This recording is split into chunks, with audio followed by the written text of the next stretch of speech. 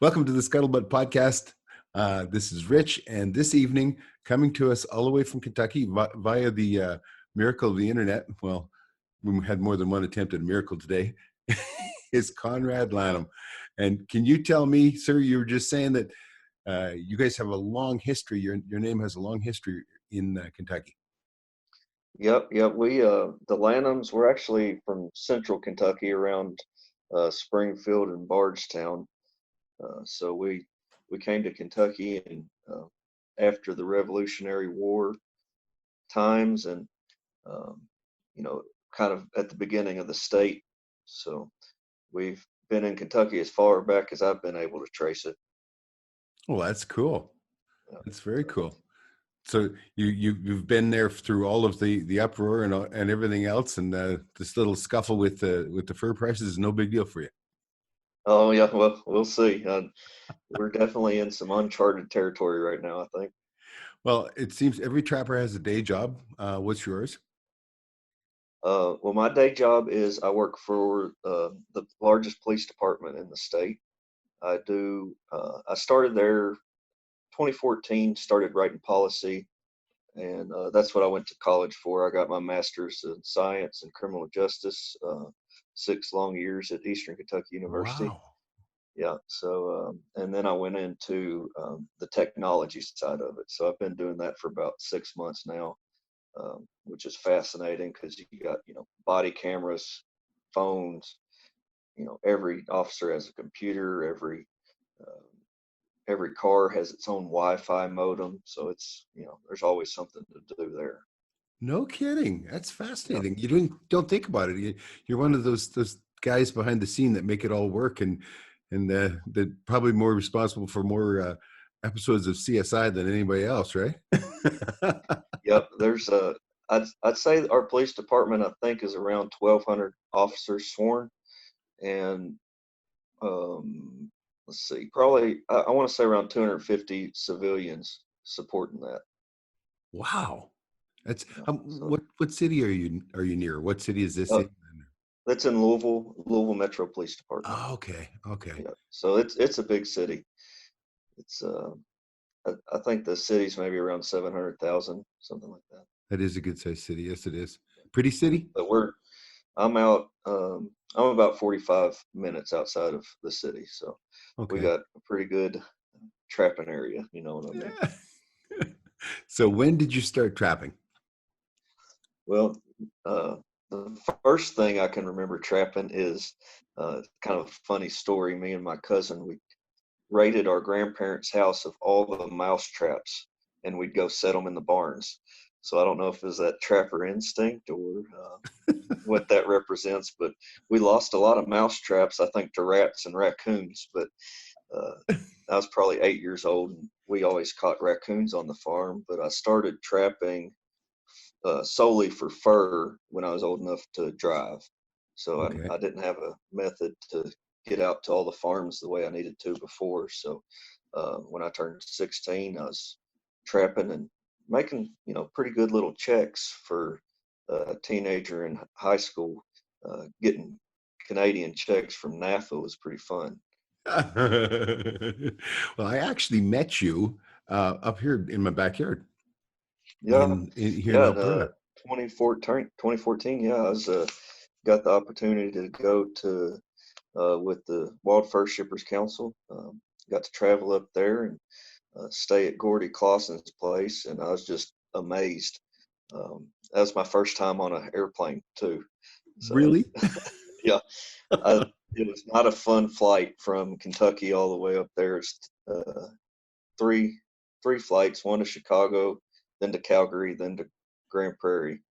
So I was Yeah. about air sick by the time I got up there, but Oh, I just you'd never make it going to New Zealand or Africa then. that last flight to Grand Prairie with the prop plane was just loud, and I think I probably looked green, you No, know. they should paint him green. We call him the lawn boy. Yeah, it was rough, but yeah, I really enjoyed it up there. It was May, I think, and it was still cold, something what what I Yep. wasn't used to. Yep. So here we are, you know, end of April here, I've probably mowed 6 or 7 times my yard. 6 or 7 times I've mowed already. So I'm starting to see a bit of my lawn. The snow has melted enough. yeah. So, Matter of fact, we're in the middle of a big flood right now. We went from not having really any spring, and then just it got really warm in most of the snow's been going over the last couple of days, and we've got how it is with governments. Anyway, we've got an issue with the government, and they drain their highway. They drain 2 ditches of their highway across our quarter section. And of course, then as it leaves our quarter section, it crosses the road to our house. And I ended up having to pull my culvert out because the water was built up so much. It's hundreds of yards down there, and it was backing up to the house. And I don't want to do any damage to the house, so I can always put another culvert in or whatever. But I can't. I don't want to flood the house. But that had nothing to do with anything other than just the fact that we melted so fast. There was so much right. water coming, and nothing you could do about it, right? Normally, it's not Uh, even a wet spot there in the summertime, but you got all that sounds snow like to melt. a foreign concept to me. Oh, really? We don't. Oh yeah, we don't have a big. If we have a big snow, it melts right away. So it's just kind of like, our flooding comes from rains most of the time, not a spring melt. So, Hey folks, Rich from Trapping Inc. TV here, and I bet you're just like me, and the day can't start without that first cup of coffee. For me, it's Stout Maple, Old Smoke Coffee's darkest roast. Strong, aromatic, and smooth. That gets me revved up and ready for whatever the day throws at me. Old Smokes roast their coffee over wood fires, the old-fashioned way. Wood roasting takes time, much longer than modern hot air roasting. Slow roasting over wood takes the bitter out of the bean and imparts a heavenly taste and aroma from the wood used. Old Smokes makes a perfect roast for each person. There are 5 roasts from light to extra dark, each roasted over a different wood for a unique flavor. Right now you can order from their online store and use our promo code RICH, that's RICH, and get a free travel bottle on any purchase of $45 of coffee excluding the Wounded Warriors blend. Just go to oldsmokescoffee.com, that's O-L-E smokescoffee.com, use the promo code RICH. In these trying times, everybody's trying their best to adapt. Old Smokes is changing the promo rewards every couple of weeks, but every time, from now on, use RICH for the code. RICH will be the only promo code going forward, and what the heck, it's a lot less spelling on that silly phone screen. And now, back to today's show. tell me then, what animals do you trap there? Okay. Most of the time, big raccoon trapper, because that's what we have most of. We have a lot of coyotes, which are eastern coyotes, a lot different than probably Yes. what you all have up there. Um, but yeah, I'm mostly raccoon coyote trapper. We have a few foxes. The coyotes have been really hard on them since they've moved in. But most of the things I'm targeting are animals that are nuisances on farms around my area. So you know, I have roughly around 10,000 acres of farms in my area. So I try to help out the farmers.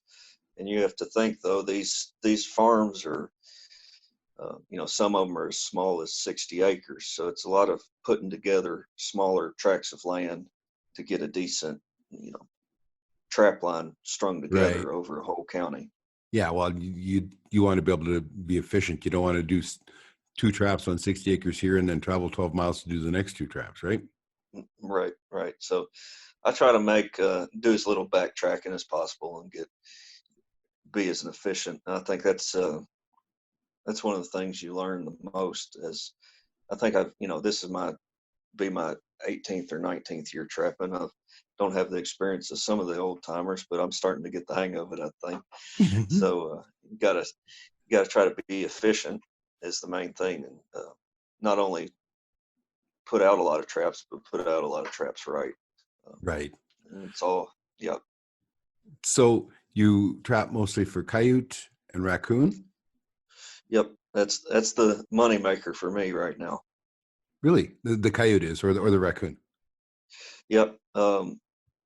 Everything's kind of low right now, but in 2013, it's the great year that I think everybody likes to reference lately. I sold $52 raccoons Wow. at a Wow. top of $52, and which is saying something for as far south as we are.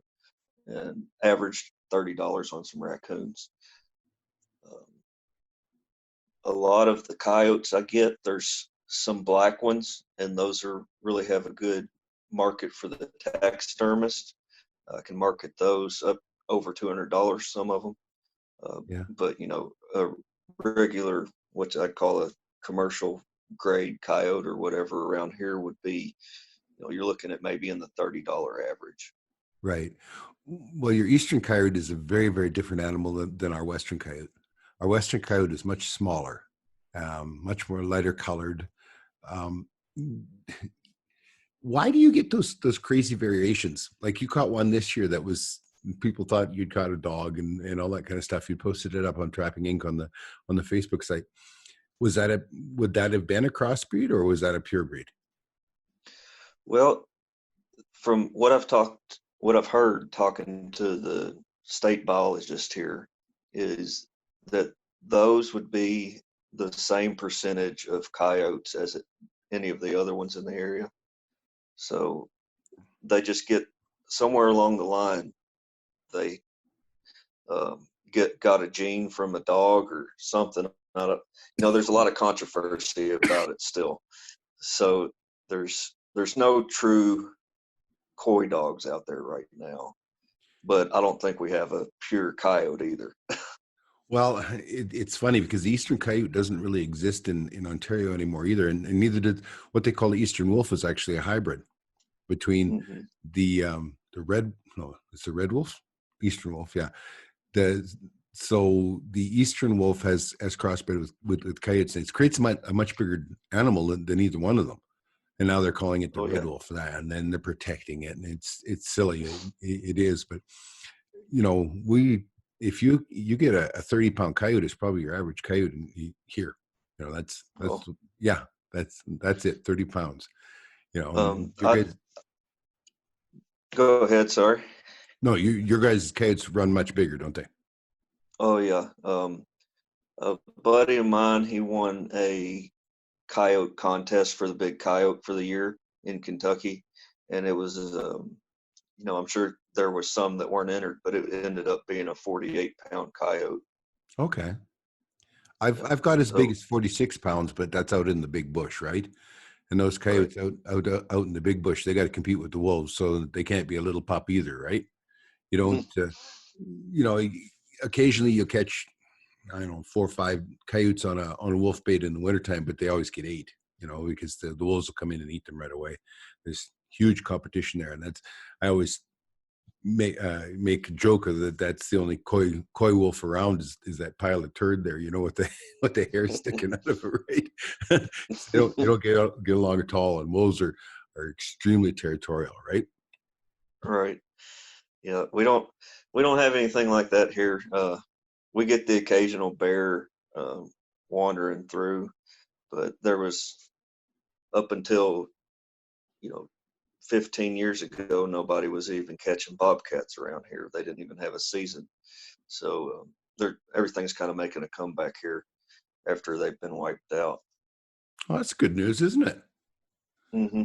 Yeah, it's been great because we actually have a elk herd in the eastern part of our state now, which is reintroduced elk from the western states of the United States, and bears are making a comeback. So we have an elk season, a bear season, and they reintroduced otters into our state. And a lot of people don't like the otters because we have such good fishing lakes down here, but the otters have absolutely flourished, and we have a 10 otter limit right now per trapper, and I expect to see that go away in not too long.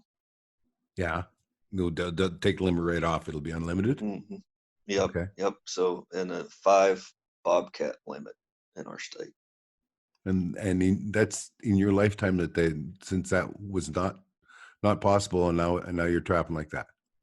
Right. Yeah. And I'm 32, so a lot of things are changing That's for awesome, the though. better.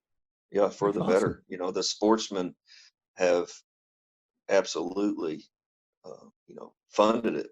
That's we're the only person the trappers and the hunters and the fishermen are the only people that made that possible. Yeah, we have the same. I think we have a similar fund here in Canada, and particularly in Alberta, where I am, where all the money for those resources comes from hunting licenses or fishing licenses, that kind of thing. And then you'll be up in the mountains hiking and hunting, and along comes some tourists, Gorbies we call them, just tourists out wandering around, and then they'll report you because you're up there on a hiking trail with a gun. We're the ones that made those hiking trails possible. We're the ones that keep the animals out there. They don't pay a single penny to go hiking. It's No. it's the hunters, trappers, and fishermen that protect all that stuff, that provide the money for it. Yep.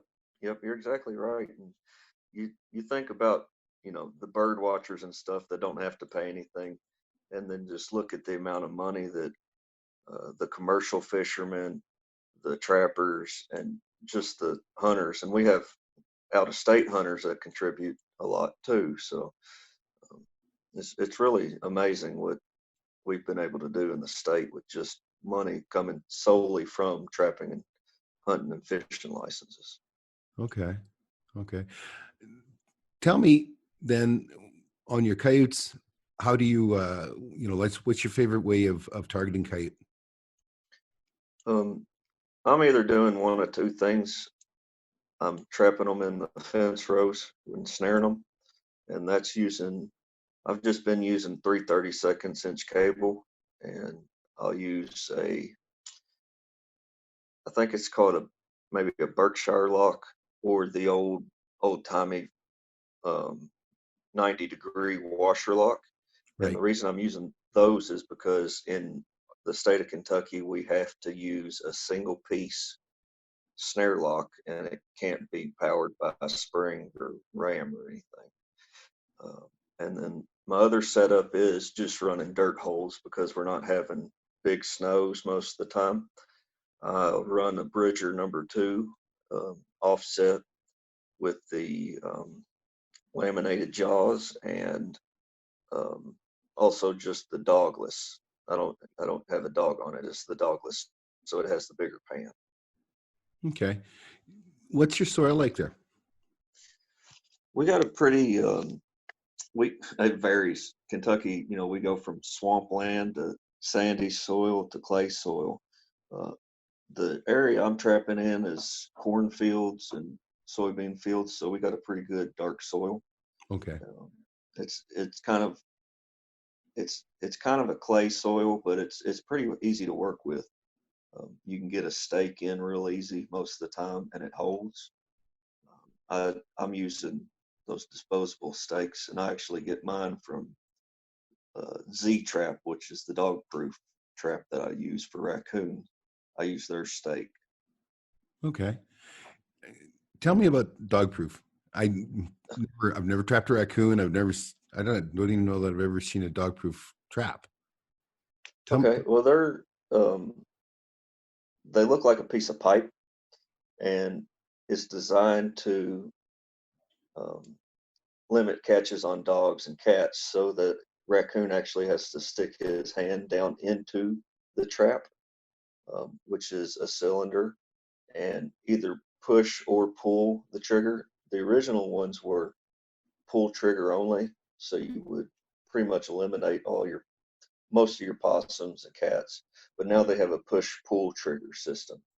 So I fill up the bottom of my trap I use fish base bait on all my raccoons, and they'll stick their hand down in there and pull up, and it has a spring that pins his foot to the side. Oh, okay. So is that regulated? Do you have to use that then for raccoon? No, we're pretty lucky here in the States, and I think you all in Canada are light years ahead of us as far as trapping goes, just because of um, I think, correct me if I'm wrong, the work of the FIC doing all Right. the humane trapping regulations. Right. So in Kentucky, it's more wide open. We can use any traps on land as long as the jaw spread is 6 inches or less, I believe, on the foot traps. Okay. dog-proof traps are allowed. We can use conibears on land up to the 220 size, and then the 330 size, or any 330s and 280s have to be underwater. So why is that? Uh, just the amount of dogs and cats around. We don't have what you all would refer to as a bush. I would say it's more farms. The big pieces of property are getting fewer and farther in between. Oh, okay. We So got to watch out for domestic animals. it's strictly for the animals then. Okay. We actually last year when we were checking, we had we caught a wolf in a 330. Oh, Yeah, amazing. Yeah, stuck his head in. It was like a pup, a 70-pound pup, right? 69 pound, I think it was something like that. White stuck his head in there. Usually wolves will not go anywhere near steel. I mean, that's the biggest thing to them. That's they walk around steel. They go out of their way to avoid your stuff. So I don't know what was going on there. Why he shoved his head in, but it killed him good. yeah, yeah. I could just imagine that would do the same thing to a dog. Oh yeah. I've never caught a domestic animal in a conibear, so definitely got to be smart about that, and don't want any bad pictures out there for the trappers right now, for sure. No, and it's kind of a tough thing. I mean, you live in a place where there's a lot of people, and so you have to be responsible that way. And I'm never sure whether government intervention is the proper way. I think that the trappers should be smart enough themselves to lead a little bit. You talk about the traps that we use and the fact that they're certified and all that. That was just done just because they were going to shut us right out of the European market, right? The wild fur was no longer going to be allowed in there, and so we said to them, I said, well, you guys define humane, and you define what the a humane killing trap is. How quick does it have to kill, that kind of stuff. So they defined it, more or less laughing at us and thinking that we would never meet it. We met it and exceeded it. So that opened up all of that Europe market to fur again. It's one of those things. I mean, I know there are people who don't like being regulated on the traps, and I understand that. I had to, cost me a lot of money to change over in my traps and that kind of stuff. But I really like the killing traps being fast, and the fact that my animals are dead when I get there.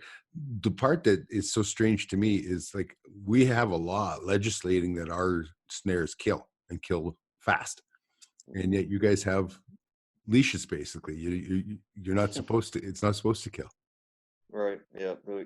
We actually, I guess probably 10 years ago, we had in the law that it had to be considered a relaxing lock, but Right. they changed that to be a one-piece lock. And I've let so many dogs go out of snares, and these are dogs that aren't where they're supposed to be. There's a leash law in the county. There's everybody's supposed to have their dog on a leash or in a cage, but these are dogs that are running free in the county that I've let go. And I guess for what it is, you can't really complain about the snare laws here, but at the same time, you want people to be responsible with their dogs, and uh, not get mad when you have to let one go out of the snare. Well, they Because shouldn't be getting mad, because if that dog wandered into one of my kill springs or one of my power rams or whatever, when I let him go, he's going to just flop on the ground and be done. It's all done. yeah, The fact that you can let it go, he should be happy for. You're making allowances for him not taking care of his animal. right, right, I mean, it's that old argument: if a dog runs out in the street in the city and gets run over, whose fault is it? Is yeah, it the car driver? yeah. Well, so it's hard to reason with some people, Oh yeah. Uh, Yep. Yeah. So how many raccoon would you catch in a year? I'll catch around 100, 120. I'm not one of the big full-time trappers, so before and after. Sometimes I'll take off a week or two and try to hit it really hard. But yeah, that's about the total for the year. And how long is your season to catch 120 raccoons? Usually we wait until after the deer season is over, so we'll start towards the end of November, Okay. and then we'll go up till the end of February. But by the up in February, the raccoons really start to go south. The fur quality does, where they've been denned up, going in and out of trees, and they start mating. They start getting rubbed. So we usually try to, you know, get most of our coon trapping done before the first week of February, second week of February. Okay. Yeah. So So which is worth money? Is the size matter? Is a big boar worth more than a female, or? well, yeah, the I've had some 37-inch coons, which is really big for my area. Up north, they'll get some, monsters, but we don't have the big ones like that. But the ones I talked about that were bringing $52 back 7, 8 years ago, um, they were 35, 36-inch coons. Color and size both matter a lot on them now, but it's just been so abysmal lately. The raccoon prices, you just wonder, is it even worth it sometimes? Uh, you go from Well, averaging in the $30 to, you know, seven. It right. hurts. No, that does absolutely. A lot more people are doing it strictly from the management point of view, where they're being paid to manage, right? Because animals like raccoons do an immense amount of damage. Oh yeah, yeah. They're nest predators, so they're hurting the turkey population. They're getting in farmers' feed and seed. So a lot of these guys I'm helping out because, you know, I've known these farmers for, you know, the better part of my life. And back when the raccoons were bringing good money and I was making money on them, they were letting me trap. And, Okay. still trapping and not making as much money, but I'm still helping them out. What did raccoon fur get used for mostly? I think it's mostly for trim. I've seen some videos recently still of the fur malls in China, and there's a lot of raccoon trim on Okay. coats. Mhm. Oh, that's interesting. Like, But there's a big variation in the raccoons. So you got like the silver tipped ones are going to be worth the most money. That's kind of the best color is that the that they're. one in the middle? Yeah, I know nobody can see it, but there's a huge variation.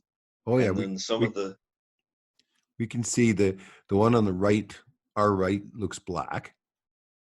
The one in the middle yeah, that is very silverish looking, and the one on the left is brown. so the one on the left, a lot of times I think those would be used for dyeing. Oh, So okay. yeah, I've had some raccoons dressed and dyed and used in some of my own personal garments, but the silver ones are going to be your money raccoons. And the one on the right is what they would call a fisher coon. Really? So that would be just the color and the fur. It's kind of more of a the fur texture seems different on those coons, but it's called a fisher raccoon. It's just a really dark raccoon. So when you talk about the size, 35-inch or whatever, what is that dimension that you're talking about? Is that from the Uh, nose to the tip of the tail, or? no, from the nose to the base of the tail. Oh, okay. Mhm. What would a raccoon that size weigh? Uh, 35 incher, you're probably looking 18 to 20 pounds. Okay. Yeah. So, but there's, I think, probably something that would really interest your listeners would be the density of fur bearers down here Okay. because we have such a warm climate and such long growing seasons and so much agriculture. You can catch 20 coons on 20 acres. It's Really? just unreal. Yeah. I just think of a place I have that I trap every year that's 60 acres, and I can go in there on the first night and catch 10 raccoons every Wow. year. Yeah, every year. So it's good, and it's because they have the corn to eat. They have the waterway there to pick, crawfish, and they're eating crawfish and snakes, snails, and everything. So what's your population of coyotes like? I think you could catch as many coyotes as you wanted. Yeah. Yeah. I wonder what somebody like Seneca could do if he came down here. There's that young fellow in down there in the U.S. that he's been footholding this year, and he was hoping to hit 1,000 footholding.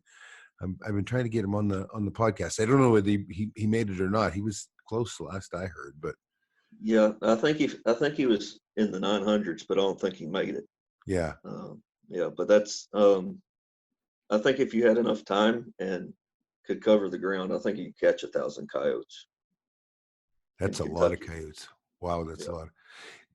But you guys, like the way that we target coyotes here is we put out a bait, and we snare or trap off of the bait, or snare and trap quite often. Are you guys allowed to do baits, or? Yeah, we can, but I just don't think it would be as effective here.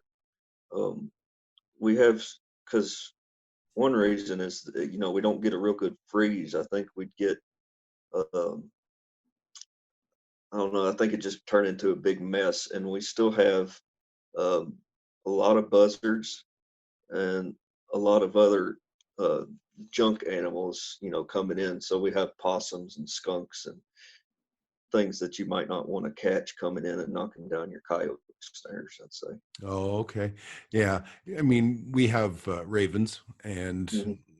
things like martin and fisher and those kind of things will come into a bait a lot too. So you set back from them. Like my coyote snares might be 30 yards from my bait, but they have a habit of following their own trails, right? And so then you Mhm. set the snares on the trails.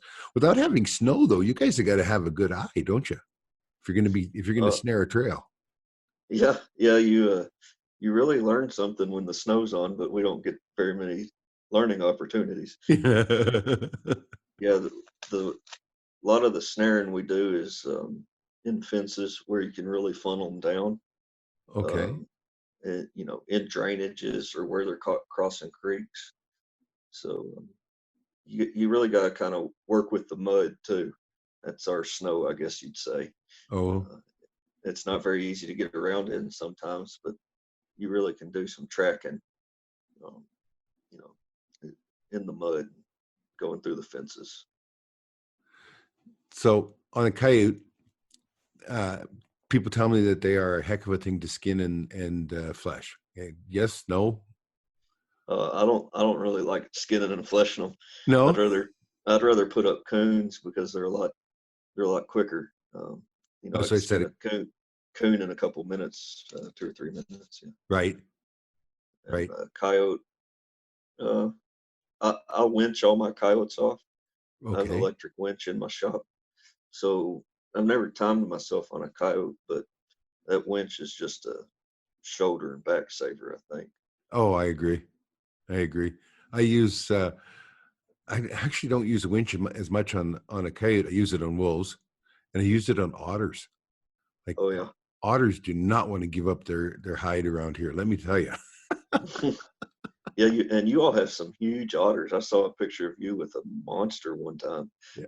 Well, every year I get ones over 30 pounds, but my biggest is 34 pounds. Yeah, You know? it's uh my brother had a 26-pound otter this year, and I thought it looked like a seal or something. It was so big. But then I saw you holding one of those huge ones. I was like, golly. It's funny. The where on my line, there's not a lot of what you call game fish. There's a little bit of northern pike, that kind of stuff, but there's a lot of minnows, Oh stickleback yeah. minnows, and that kind of stuff. And when you start getting into like a month ago, and there'll be little the otters can work out an open spot in the water, or find an open spot, in the ice, and then the minnows will congregate in there because they're trying to get air, right? Because Mm, there's just no air underneath, and it will be just like like the minnows are like 4 inches of icing on top of that water, and the otters are in there just it's the funniest thing to watch them, because they come up into it, the head pokes out, and then they just start eating like a cow there, and there'll be minnows dancing on top of their head and falling off. It's no wonder they get so fat. Yeah, that's awesome. But anytime that I mean, they're a weasel, and probably the most athletic of all the weasels. But anytime they're as fat as those are, I weighed the one this year. My biggest one this year was just a little bit over 30 pounds, and I took 11 pounds of fat off of it. Yeah, yeah, it's hard to believe, isn't it? Yep, Yeah, it's unreal. that's fatter than a good beaver is. Yeah.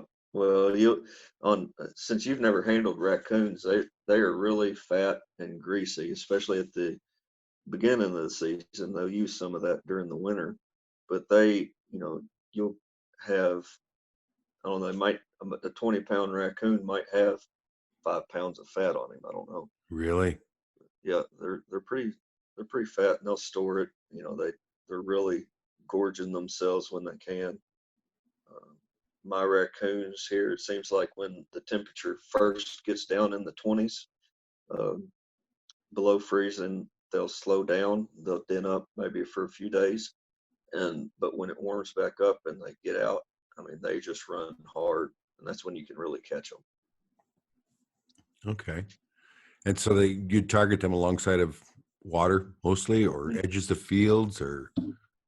Yeah, I kind of do a two-pronged attack on coyotes and um, coons too. I'll run my dog proofs to keep the raccoons out of some of my dirt holes, and I'm trapping on the land, but I'm following the long-running barriers like the creeks, the roads, the ridges, and the bottoms that are real thick cover. So I'm following all these landmarks that I know that the raccoons will follow. They'll stick more to the cover, and then the coyotes, I'll focus on them and the funnel points, the pinch points. Um, run all my traps off of a four-wheeler because I've never seen anybody on a snow machine. I don't know what that even looks like.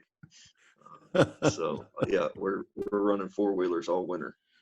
I can show you a couple of snow machines that have over 15,000 kilometers on them, and they're 2014s. Well,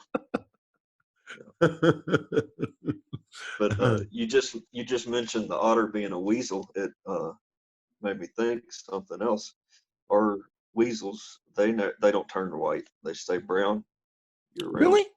Yep. I guess there's no snow to Yep. camouflage in, right? Yep. So Which weasel do you caught have? one. We have I guess is it short-tailed weasel? Is that? Yeah. Yeah. Yeah, So the smallest is the least weasel. Then there's the short tail, and then the long tail. Hey, Rich here. Sandy and I are pleased to announce the launch of our exclusive community, Trapping Inc. Nation. We've created the community to connect more closely with our fans, friends, and supporters without the interference and censorship of social media companies. By making this community subscriber exclusive, we can share thoughts and ideas freely without the censored photos, shadow banning, and deplatforming of Twitter, Facebook, and Instagram.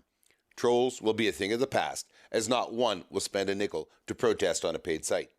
Here you're going to get to see the new Trapping Inc. videos months ahead of YouTube and Amazon Prime availability. New podcasts will premiere here for a week as well, and we are going to be sharing articles on trapping and guns and shooting, as well as our new TV series, Married to the Hunt. The forum is here for everyone to post on and interact. You can message us directly. Post and interact with all the other subscribers. We ask that you be respectful and helpful. This whole venture is about taking the Trapping Inc. TV community to the next level, of building a community of shared interest and interacting with you, our fans. Who knows where we can go from here? To sign up, just go to locals.com and sign up for a free account, then search for Trapping Inc. and subscribe. $3 per month is the minimum fee we can charge, and that is where we have set it. That's simple. Just go to locals.com, open a free account, and then subscribe to Trapping Inc. Help us spread the truth about our way of life and the responsible and ethical management of the wild resources. And now back to today's show. Yeah, I think we have the short tail. They're not, people don't trap for them. They don't focus on them because they never turn white. But I've caught one weasel and a 220 Yeah. trapping on a log crossing. So we were focusing on minks and coons, and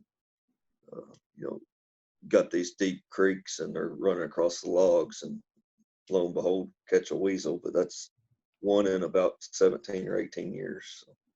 I catch between 50 and 60 of them a winter. Yeah. Yeah. Yeah. And not targeting them. Other than that, I have bait stations that I set up for wolverine and lynx. And when the weasel populations are high, well, you might have a dozen weasels working that bait station, and they don't eat all that meat. They chew off chunks and they pack it away and they hide it. And it's just hilarious because I mean they're going everywhere. But I had one bait station this year that I took a dozen weasels off of. You know, Wow. I just had boxes with rat traps in them, right? And I don't know whether whether my bait was attracting them to go into the box. I think more than likely they were going in to hide stuff in there, right?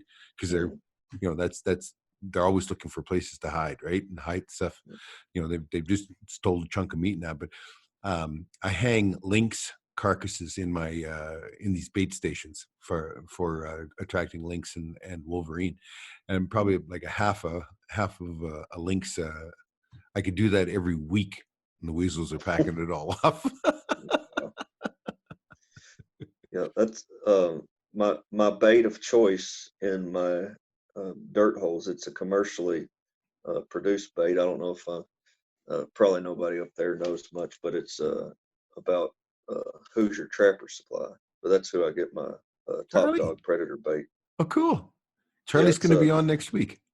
oh yeah, he's a good guy. He's about the trapper that I can watch. He's got a pretty good YouTube channel.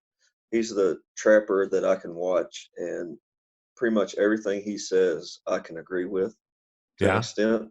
yeah. And there's a lot of trappers that I don't agree with a lot of things on, but he seems like he does things pretty much the way I would.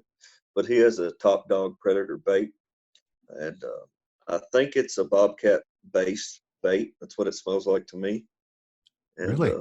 that's what I'm using in my dirt holes. Okay. So it's a curiosity lure then, or is it is Yeah, meat? they're hungry for it. Yeah, Oh, I okay. think it's they're definitely, they get after it, and you can tell the raccoons will even get in the hole and pull it out. But yeah, that's what I'm using on my coyotes. Well, that's interesting. And do you use like a long range call lure then too? No, usually I don't feel like it's cold enough that I need to. Oh, okay. Yeah, if we get some real cold spells, I have used some that has some skunk in it, Yep. but most of the time I don't feel like it's that cold. But I do use one of the old lures, a Hall Baker's Widowmaker. I use that. Sometimes I'll use it up in the tree near my set, and sometimes I'll put it in the hole, and then I'll use red fox urine. Um, Okay. that I'm still using red fox urine because I do have the occasional red fox in the area that I'm trying to catch too. So you got a good year going on. How many coyote sets you got out? How many raccoon sets you got out at once? I'll run up to 120 dog proofs. I have about 10 dozen dog proofs I'll run, um, and then I'll have uh, probably run about 30 or 40 footholds, and then the snares I'm hanging up in the fence rows. I'd say maybe 20 to 40 snares all at the same time. The thing in with the coons is you got to keep moving though. So Why is say I that? go into it seems like you get them all the first couple nights, the catch really falls off. So I'll go into a couple 100-acre farm, set real heavy, 40 traps or something. The first night I'll catch a dozen coons. The second night I'll catch 6. Third night I'll catch 3 or 4, and then on to the next farm. Oh, okay. Okay. Yeah. High grading. When we do similar thing like that with martin. You go in and you set up and in 2 or 3 checks, same thing. You know, if you have out 20 traps, you might get a dozen the first time, and then 8, and then 4, and then you move on. But what you're Yep. doing is I don't know what happened here. Hang on.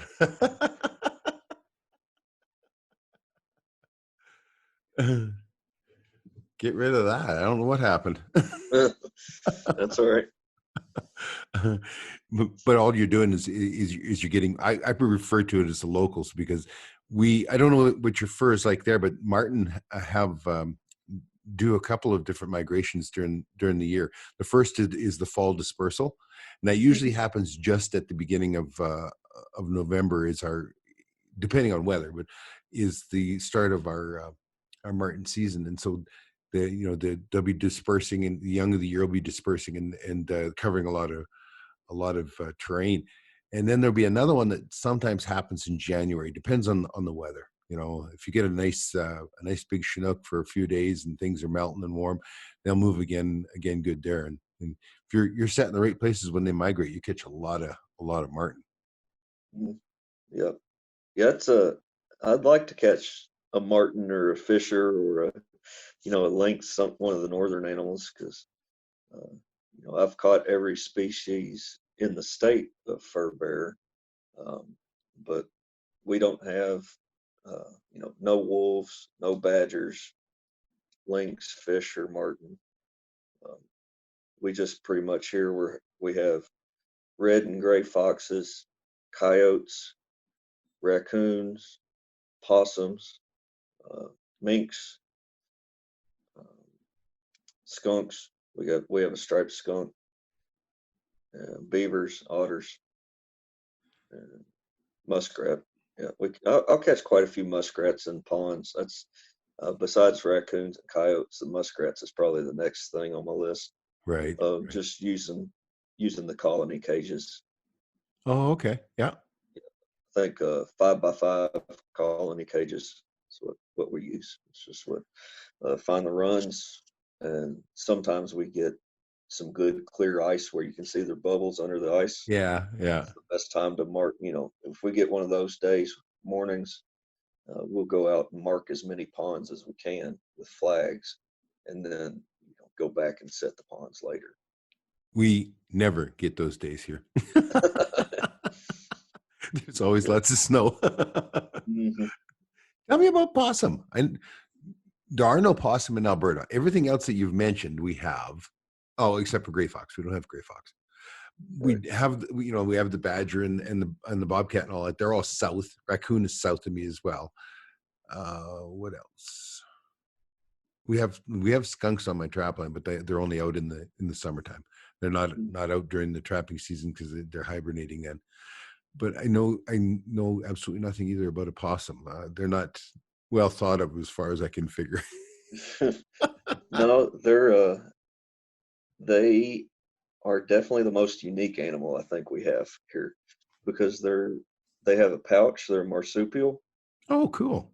Yeah, so their young ones are born, and then they actually climb up into the pouch. I guess the same as a kangaroo would do. Yeah, and should have teats in there to feed them. And Hmm.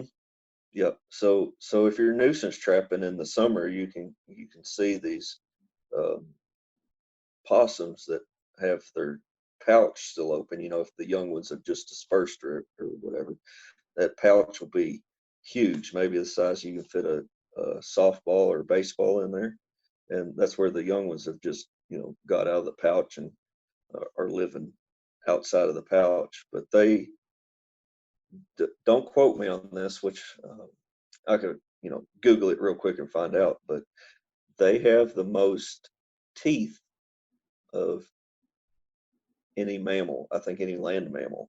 It might be just in the North America, but I think they have like 50 teeth or something. no Possums. kidding.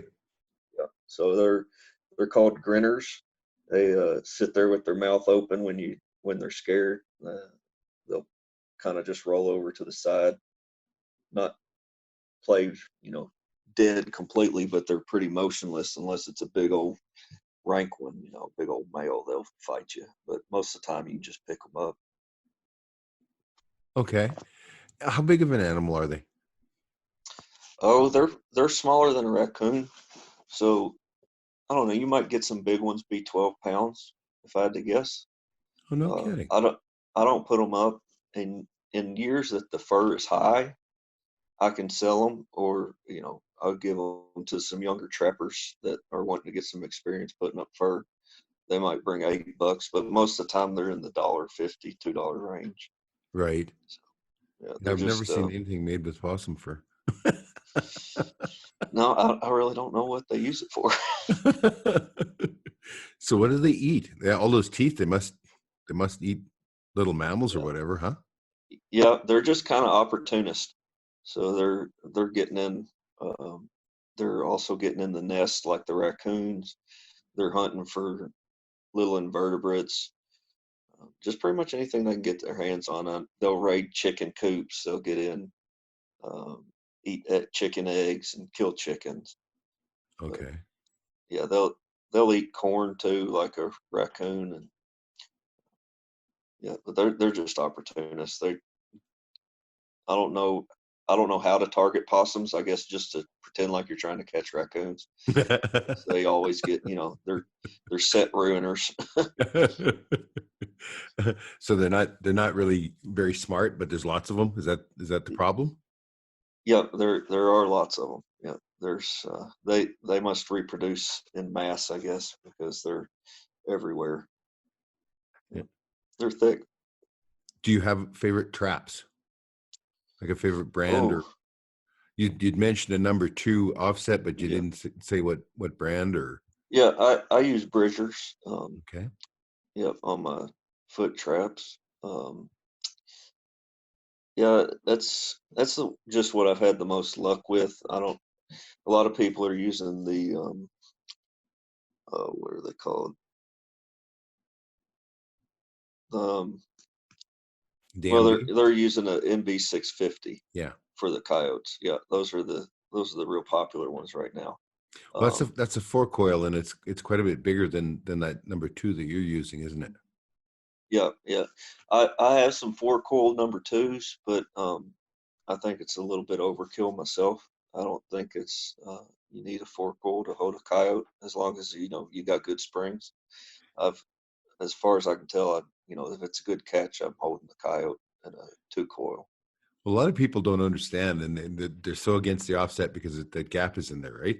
And they figure Yeah, that with that gap that they can pull their foot out. Well, no, because they actually the spring closes up a lot tighter, and there's less chance of them pulling out than there is with a non-offset trap, right? yeah, yeah. Yeah, I like the offset.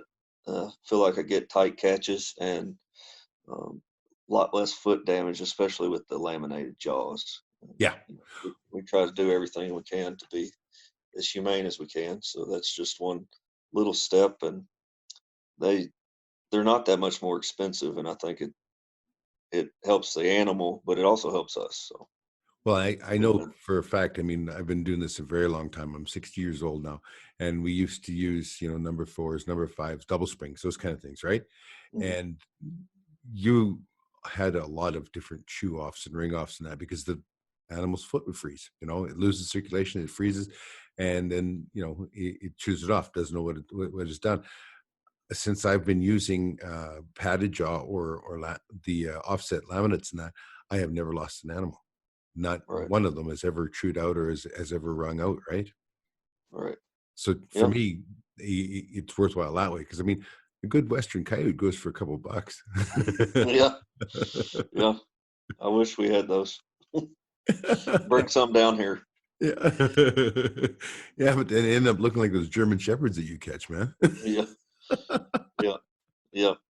But that's if I catch a $200 coyote, it's a black one that's sold to a taxidermist. Is that a fact, huh? Yep. Yeah, I've sold some. Um, I'd say about $250 maybe top. I've sold some black coyotes for. Um, we get some unique looking ones, but you know, still even including those, your average is slow just because of the coarse haired. You know, Yeah. we don't have real thick haired coyotes either, and they're not good colors. So they're Well, browns and orange. And, it's funny. That's why I asked you, with the raccoon, what was worth money, mm, because like our male fishers are worth a lot less than the females are. And the females, of right. course, a lot smaller, but she's much silkier and softer fur, right? Um, it's interesting, and yet with martin, it makes no difference whether it's male or female, other than the males are way bigger, and so they bring better money, right? You know, Right. like that 2013, we've seen some hellacious martin prices. Let me tell you. Yeah. Yeah. That's I know if I was making money down here in Kentucky, the people, you know, northern states and uh, anywhere in Canada were making good money on fur that year because we don't have the best fur down here. You said you took up another job in the fur industry. Yeah. Well, since NAFA's, you know, going through their insolvency procedures or bankruptcy, as we call it here in the States. We do too.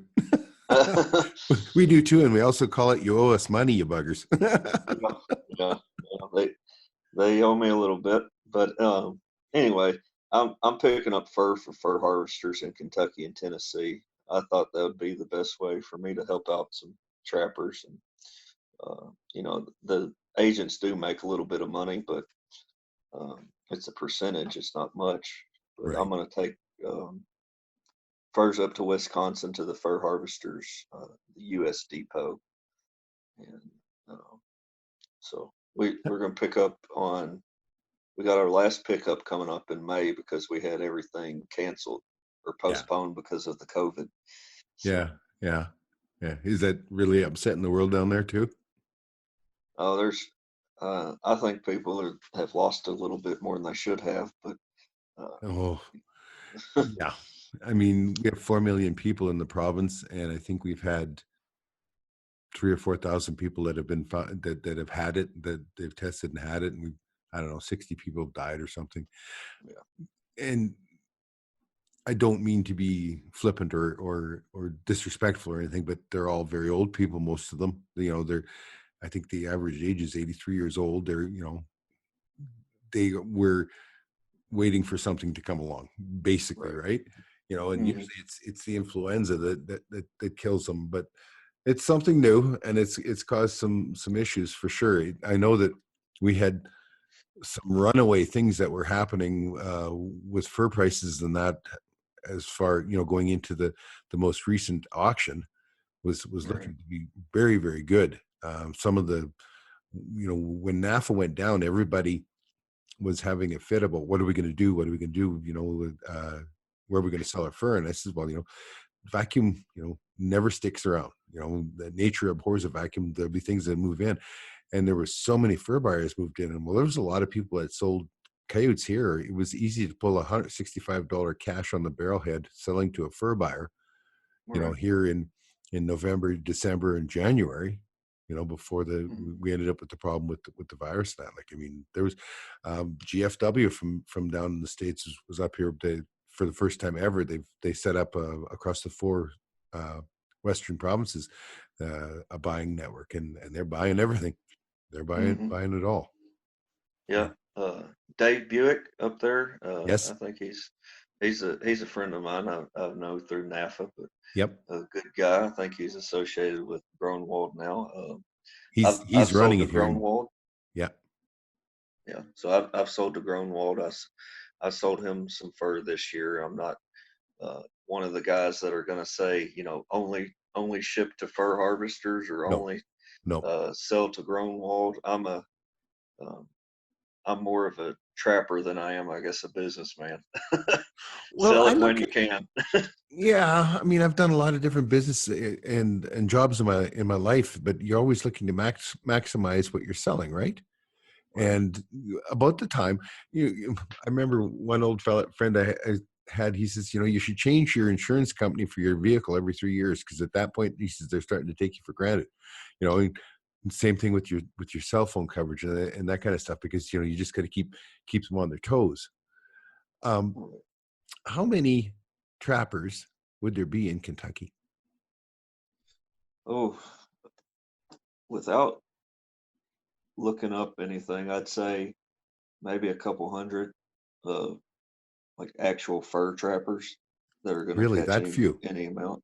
Yeah. Um, before before the prices really dropped off, there was a lot in the 70s and 80s. Um, coon hunting with dogs was a big thing down here. It always has Okay. been. But there's not even that many coon hunters anymore.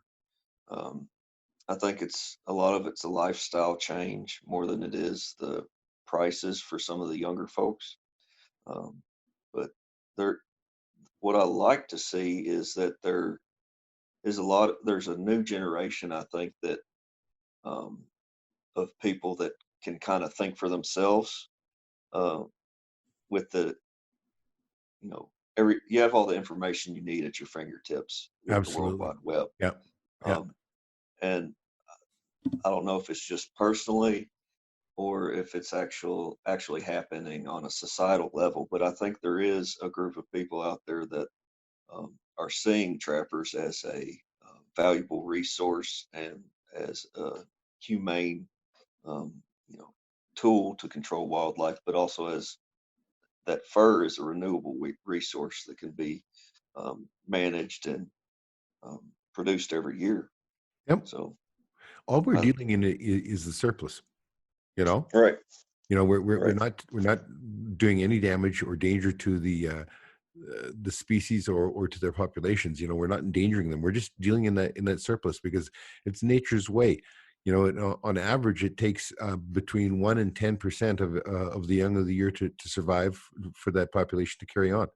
That's a lot of other animals that are dying. You know, Hmm. we're just looking to make use of them. That's it. And that, and the fact, and things like coyotes and raccoons and skunk and all that, all have to be managed. And I've said this many, many, many times before, but in Alberta, we ship over 40,000 coyotes a year to the auctions. The day that we don't have the trappers doing that for free, do you know how many millions of dollars that's going to cost? And it's Oh, unbelievable. You know? yep, yep. And I guess the main thing that the animal rights people don't understand about that is uh, that we're removing those animals when every single one of them is an adult. So if you have the trappers not doing that job, you're going to have nuisance trappers removing them year round, where you have pups Right. getting caught, you have mothers being caught, and you know you can't explain that to people, but which is more humane. Well, that's just it. I deal with, on my registered trap line out in the big bush, I have oil companies that I deal with. And of course, beavers become a great problem for them. The beaver dams up a culvert and floods the road, wash the road out, all that kind of stuff. And they can clean those culverts day after day. They can haul in an excavator, shove a log through and clean it up. And that just costs them $1,000 for that day to clean that out, and then come back, do it the next day, because beavers are pretty Yeah. industrious. You know what I mean? Yeah. So, Hmm. but I refuse. There are dates that I will not, like from the end of May through to till August, and then the young are on their own well. I won't go. I won't trap beaver. I won't. They say, well, we need to have it done. I'll explain to them. You want those little ones don't swim for the first month. They're sitting there waiting for their mother to come back. I said, you want that? I I can't tell Yeah. you how many different oil company consultants and pushes and that have looked at me and said, well, now you make me feel bad. Yeah. Yeah. Yeah. So I do some nuisance trapping though too. I'm really interested in moles. Oh It's yeah. uh uh it's kind of funny, we have I don't do y'all have moles up there? We have pocket gophers, we call them, which I guess is a mole. Uh, No, it's a little different. Yeah. but you get Our these moles. mounds of dirt, like on Hmm. a grassy hillside or whatever. There'll be mounds of dirt and with no visible hole or anything. Yes, the moles, pretty much, I guess 99% of their life are underground. So they're they're they're worm eaters. That's what Oh, they okay. eat. Yeah, Okay. so that's what I'm kind of getting into. I want to learn um, about trapping moles and How do you cleaning up trap a people's mole? yards from moles. There's a few different kinds of traps. There's a half barrel trap that's completely under the ground. There's some they call it a patang from France. It's goes in each way of the run, and then there's uh, the archaic ones that have the spears that go down and kill them. So, but yeah, the moles, they're I guess they're kind of like a pocket gopher, but they're more, uh, they eat grubs and worms and stay under the ground. They cause trouble in residential areas for you guys, Hmm. right? Yeah, Mhm. residential areas. And if anybody's really ever interested in moles, they're fascinating because this is kind of taking a turn, but It's okay. We're the loud. the mole catchers of England, if you ever just look up kind of their history, because they have, like, for hundreds of years, that was people's job and sole source of income was catching moles in England. Yeah, so like the farmers have moles in their fields, and but yeah, they're interesting creatures, and they're kind of tricky to catch sometimes. I can imagine when you can't see the set that you're making. Or do you Yeah. dig open, or what how do you, I mean, they live uh, underground, so yeah, I chop a little hole, maybe like a 6 inch by 4 inch hole, and okay. you make your set, but it's kind of like trapping, but upside down. You want everything bedded real well, but the instead of coming from the top, the animal's coming from the bottom, pushing up. So it's kind of different, but it's That interesting. is. How many moles do you catch in a spot? Is there just one Um, causing the problem, or is there a bunch? it's hard to tell by just looking at the top, but I've caught up to 10 moles in a quarter acre lot. Wow. Yeah, so It's, they're and they go after the healthy lawns because that's where all the worms are. and how many, like how far do they go down, or how long of a tunnel do they have? Like, I mean, does it Uh, never ends? yeah, their nests are really deep down. You'd have to really dig for those, but sometimes they have runs right on top of the soil where you can see. You'll step and you'll sink a little bit, and those are the surface runs that they're feeding in. And then you have these runs that are sometimes 6 and 8 inches down. That's just where they're moving underneath the ground. So you have to have a probe to find the runs. Um, it's kind of like trapping, but with blindfold on. It's so, yeah. I never thought of it. I mean, Yeah, it's pretty fun. But I know, I guess voles voles are another. They're about the same size, but voles come sometimes use the old mole runs.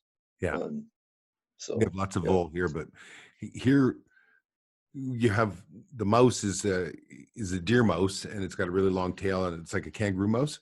Mhm. That's our actual mice here, and then we have voles, which are part of the mouse family, but we always called them a field mouse, and they're Okay. big fat thing with a short tail, right? Right.